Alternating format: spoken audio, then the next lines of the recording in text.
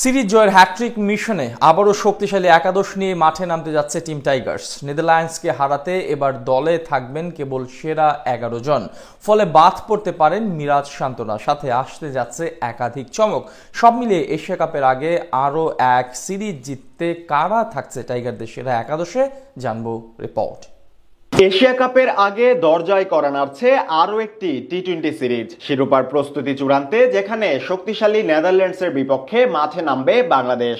শীঘ্রই বাংলাদেশে আসার কথা রয়েছে নেদারল্যান্ডসের, কেননা সিলেটের মাটিতে আগামী 30 আগস্ট পর্দা উঠবে সিরিজের প্রথম টি-20 ম্যাচ। এরপর সেপ্টেম্বরের 1 ও 3 তারিখ সিরিজের বাকি 2 ম্যাচে মুখোমুখি হবে দুদল। এদিকে এশিয়া কাপ এবং আসন্ন নেদারল্যান্ড সিরিজের জন্য ইতিমধ্যেই ঢাকার অনুশীলন শেষে আজ সিলেটের মূল ক্যাম্পের উদ্দেশ্যে রওনা হবে টাইগার ক্রিকেটাররা। এর আগে শক্তিশালী শ্রীলঙ্কা এবং পাকিস্তানের বিপক্ষে টি-20-র পরপর 2 সিরিজ জিতেছে টিম টাইগার্স। তাই এবার সিরিজ জয়ের হ্যাট্রিক মিশন পূরণের দারুণ এক সুযোগ লিটনদের সামনে। সেক্ষেত্রে কারা থাকবেন দলে, কিংবা সিলেটের মাটিতে কেমন হবে টাইগারদের সেরা একাদশ, এ নিয়ে জল্পনার অন্ত নেই টাইগার সমর্থকদের। টি-20-তে বাংলাদেশের সাম্প্রতিক ফর্ম এশিয়া কাপে আশাবাদী করছে সাবেক তারকা ক্রিকেটারদের। ওপেনিং জুটিতেও আস্থা ফিরেছে মনে করেন আতাহার আলী খান। তবে পাওয়ার হিটিং কোচ জুলিয়ান উডের কাছ থেকে দ্রুত ফল আশা করার বিপক্ষে হাবিবুল বাশার।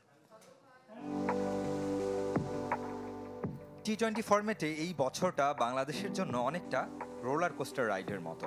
আরব আমিরাতের কাছে সিরিজ হার, পাকিস্তানে হোয়াইট ওয়াশ হওয়ার পর সম্প্রতি ঘরে বাইরে শ্রীলঙ্কা পাকিস্তানের বিপক্ষে ব্যাক টু ব্যাক সিরিজ জয়, যা নতুন করে স্বপ্ন দেখাচ্ছে সাবেক ক্রিকেটারদের। যখনই একটা প্লেয়ার, একটা টিম যদি উইনিং স্টেপটা নিতে পারে, তাহলে কনফিডেন্সটা ভালো থাকে। আশা করবো এই কনফিডেন্স নিয়ে, এই মোমেন্টামটা ধরে আমরা এশিয়া কাপ খেলতে যাব। বাংলাদেশ এখন যে ক্রিকেট খেলছে, যেই ধরনের যে ঘরানার ক্রিকেট খেলছে, এইভাবে খেলতে পারলে ভালো কিছু করা সম্ভব। দীর্ঘদিন ধরে অধারাবাহিক ওপেনিং জুটি, তবে একসঙ্গে জ্বলে উঠতে না পারলেও ঠিকই ঝলক দেখাচ্ছেন তানজিদ তামিম, পারভেজ ইমনরা। সঙ্গে তাদের টি-20 মানসিকতায় ভরসা রাখছেন আতাহার আলী খান। দুইজন বাতি